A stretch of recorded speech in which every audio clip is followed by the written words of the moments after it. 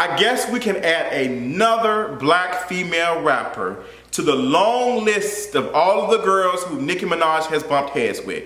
Ain't you tired, sis? I know we are. Y'all already know what time it is. I got the black V-neck on.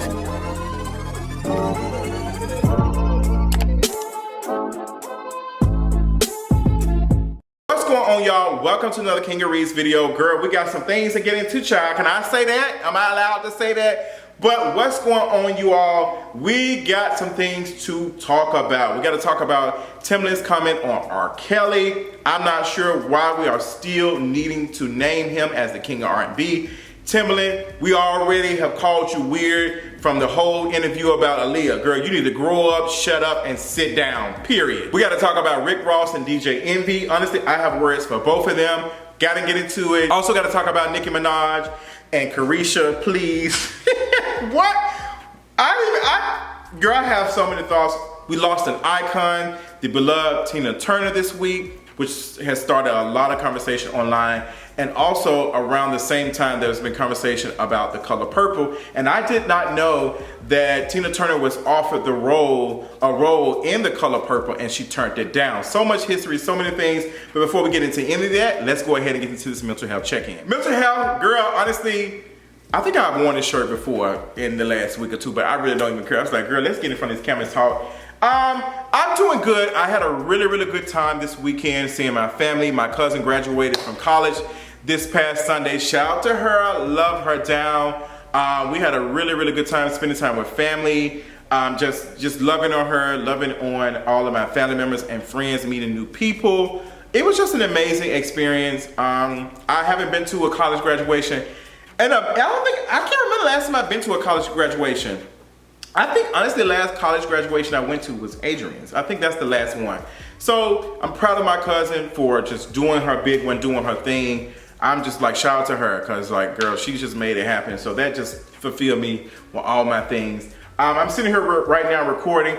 Girl, like, it's so much I had to talk about, child. I've been getting to some things on Patreon. The Real Housewives Atlanta reviews will be on Patreon. I also have been reviewing Summer House, Martha's Vineyard. Girl, I've been dragging the hell out of Silas.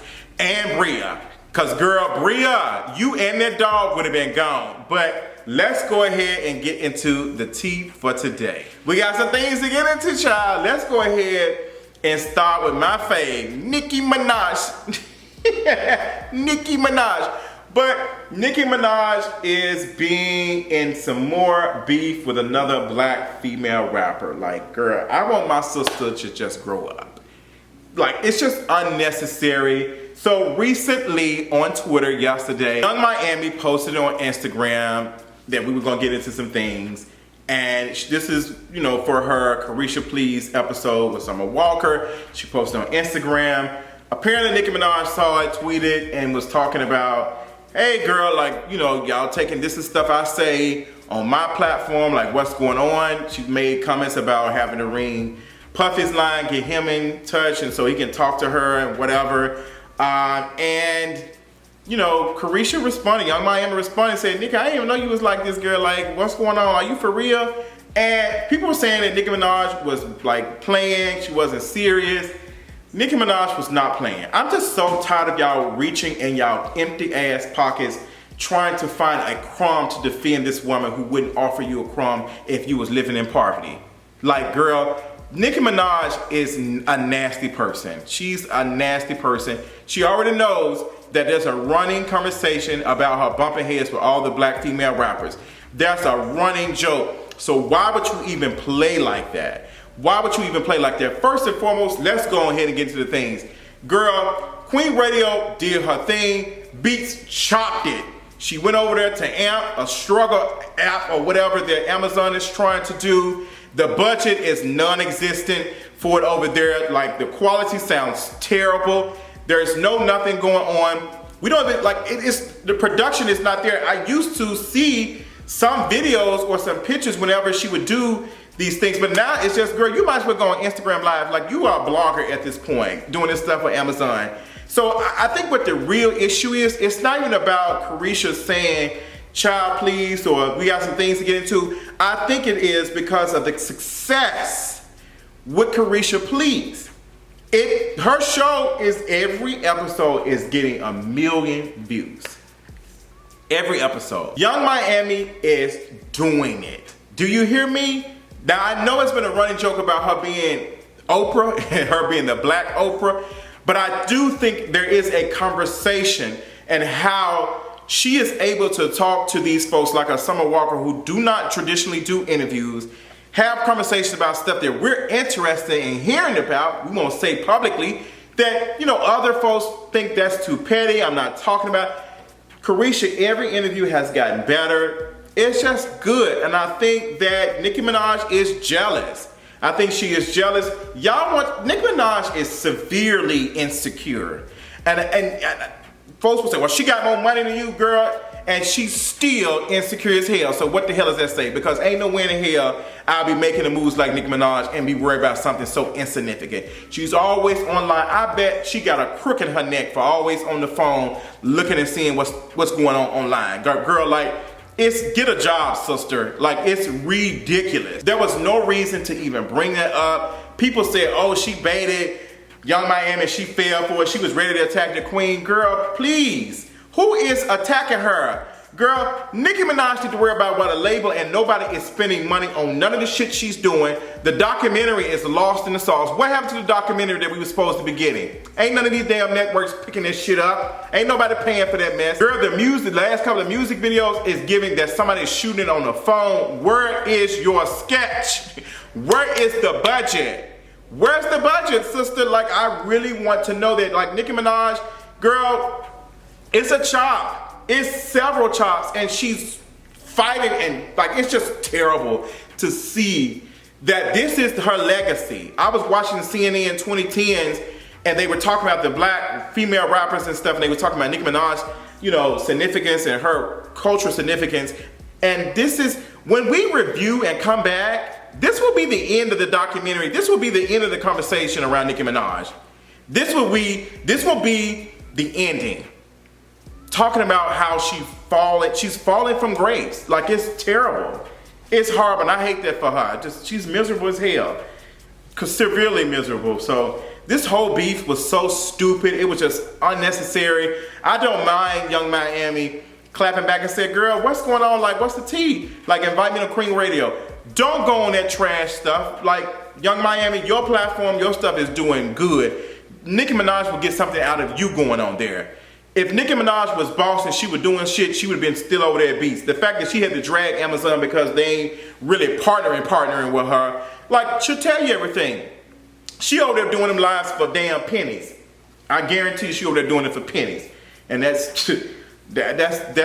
feel so bad for her. I actually really don't feel bad for her because she deserves it. But moving on, let's talk about other stuff. Let's talk, since we're in the industry, let's talk about Timbaland calling this man R-Kelly the king of R&B. Let me tell you something, you damn creep. We already been looking at you side-eye since you've been talking about Aaliyah. Like, you've already made us side-eye you the way you talked about your wife and Aaliyah. Like, girl, you are a creep. You're a creep. You was attracted to somebody who you were supposed to be helping who was younger. You're a creep. You're a creep. And Timbaland has a history of supporting people like this. Accused people like a Bill Cosby, because he posted a picture of Bill Cosby after the whole situation about Bill Cosby and his verdict or whatever. He posted a picture. He has a history of supporting folks like this, so I'm not really surprised. I just don't, for the love of God, I don't understand, what do we get out of calling a man who is in jail for the rest of the remainder of his life the king of R&B? Why does it matter? Why does it? It's an imaginary crown. He's not getting anything out of it. It's just words. Why are words so important that you are dismissing all of the harm that young black girls have experienced? I don't get that. I just really don't get it. What do you get out of it? Because honestly, it's not even the music. It's the fact that you want to support an abuser. That's what it is. Y'all feel like that they should be able to do that stuff. And y'all are telling on yourselves. Y'all are telling on yourselves. There's no reason to sit up here and he's still a king of R&B. What is it? What hold does this man have on y'all, considering all of the things that we know, and the majority of his music was about effing little girls?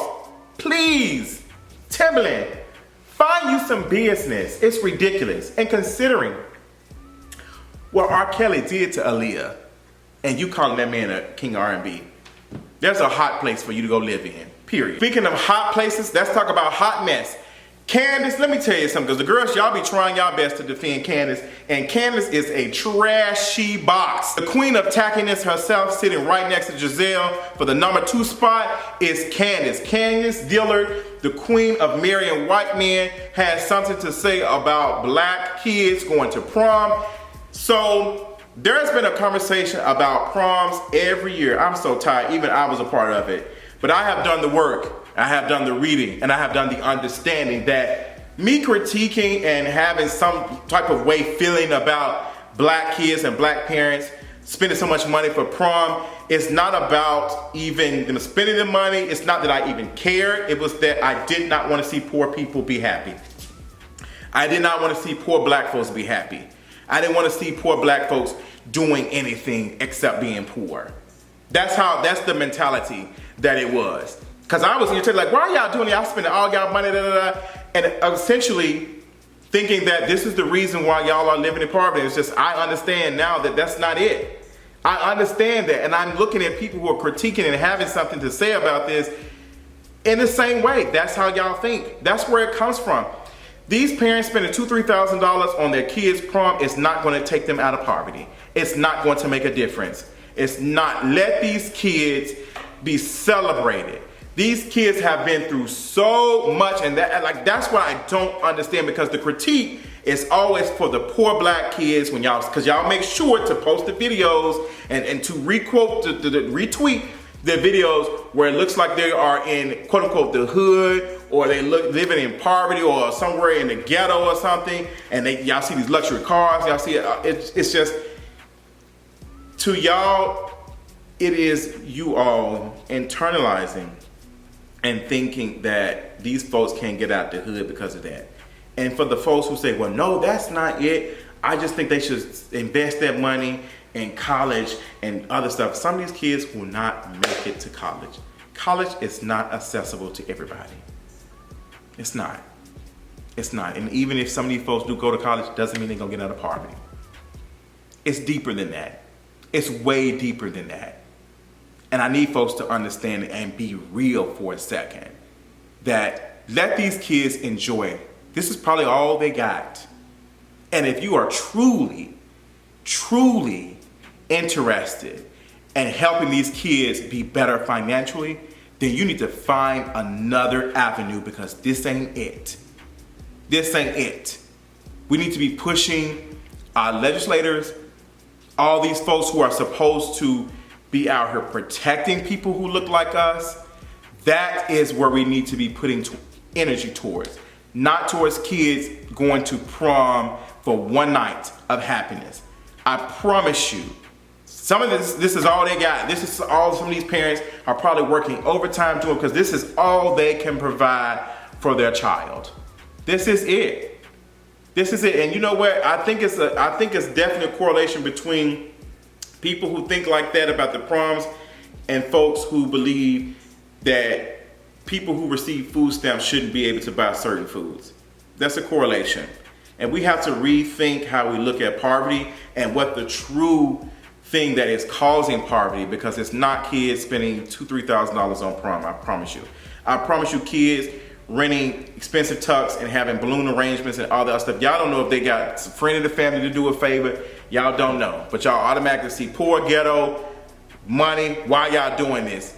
Y'all need to be out in the hood. Some of these kids are going to schools that don't have books, proper funding for anything. Going to schools where they don't have proper ventilation, heating, air conditioning.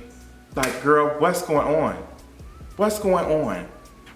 Like, what's going on? I don't, like, we need to do the research, and it's just not given. And for Candiace, for her tack ass to say, oh, I'm just so ready for this to end, and this is tacky. Girl, you are the queen of tacky. While you sitting your ass on Real Housewives of Atlanta with that heavy duty ass blonde wig trying to cosplay as Beyonce, girl, you look the damn fool, to be honest. I'm glad I can say it now.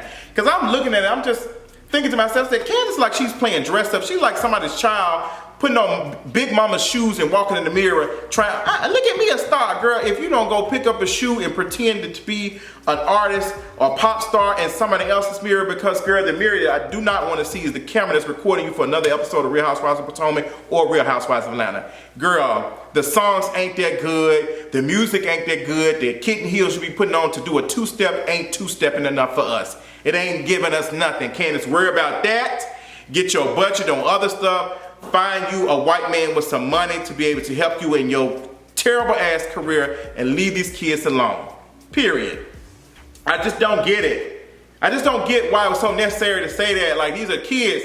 Why is that so important to you? What is that stopping? There's so much other stuff going on. I just don't see the purpose. And I understand folks have opinions on stuff, Like, even something as simple as, ooh, girl, like, y'all could have just ignored it. There's so much stuff that y'all see that you can just ignore. But y'all choose what you want to talk about because you want to prove a point. It irritates you that bad because there's other stuff that's said. And Candiace didn't backtrack or nothing. That's why I'm glad Monique shook her wig. I'm glad she just shaking the damn gig because it ain't probably nothing in there. She's just a nasty. I can't. Ooh, girl, I can't wait till these shows end. These folks get back to working their regular jobs. They're so annoying. They ain't got a little bit of audience, and she throwing these CDs. Girl, ooh, terrible. Let's talk about a real artist, period. Summer Walker. Did y'all see the video of Tiana Taylor? She was telling Summer Walker how to move. Yes, bring it back. That's what I'm talking about. I am so happy to see it. Apparently, Summer Walker is working on a concert or something for Atlanta. She's working with Tiana Taylor. Tiana Taylor's in her bag, period. She in her bag. And I love that for her. She was, hey girl, move like this, Tiana Taylor, love that for you. Love that for you. I'm so glad to see that, girl. And I'm excited about Summer Walker because like for Summer Walker to say, hey, you know what? Let me go find somebody to help me give it some vibe. This shows true artist development. She is growing as an artist. She has a beautiful voice. She is that girl. She's doing the big one, and I'm just so proud of her. I'm just so proud of her. I'm just happy for Summer Walker. Congratulations, girl. So let's go ahead and move to part 2 of this Kingeries video.